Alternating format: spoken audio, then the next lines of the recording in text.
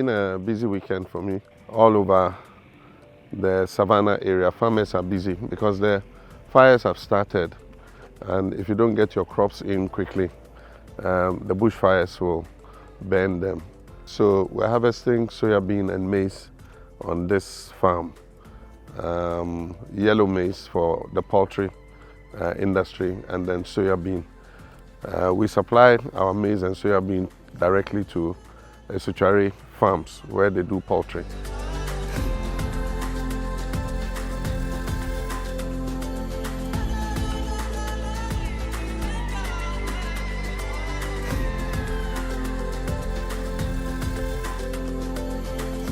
Earlier we were on the livestock farm. We started with the goats and the small ruminants, and we started with 300 of them. Right now they've increased to almost 500. We have another 200 animals, and we started just a few months ago, and so it's looking positive. We're going to add the other sheep and then also eventually cattle. And so we're doing livestock, and then we're doing crops. One of the major problems we had this year, especially with the crops, is the drought that occurred. After we planted, the rain came to a stop.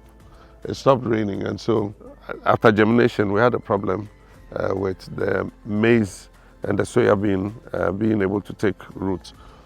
Luckily, we have some irrigation equipment here on the farm. We have 3 sets of irrigation equipment. So we rolled them out, and that is what has saved part of the crop. But we lost about 40% of the crop. We were able to save only about 60%. We'd have harvested more this year, but unfortunately, the drought happened. So what we're looking to do is to go totally under irrigation. We have a small river over there, and we've drilled 5 boreholes, which are very productive. And so next year we're going to use a pivot system so that we can have enough water for irrigation. And it will allow us to do 2 crops instead of 1 crop a year. We have equipment, different kinds of equipment. They're working well, but after sales service is a problem. A lot of the dealers sell you the equipment, but once you buy the equipment, sometimes you can't get the parts, spare parts. And so what we need to do is to standardize the equipment and make sure that anybody who's selling agricultural machinery in Ghana is able to offer the farmers after sales service. Because right now is the harvest time. One of our combine harvesters is down, and they don't have the parts. They have to order them from outside. If we say we're waiting for them to bring the parts from outside, by the time the parts come, bushfire would have finished this crop. Happily, one of our neighbors has a good combine harvester, and that is what you saw me riding.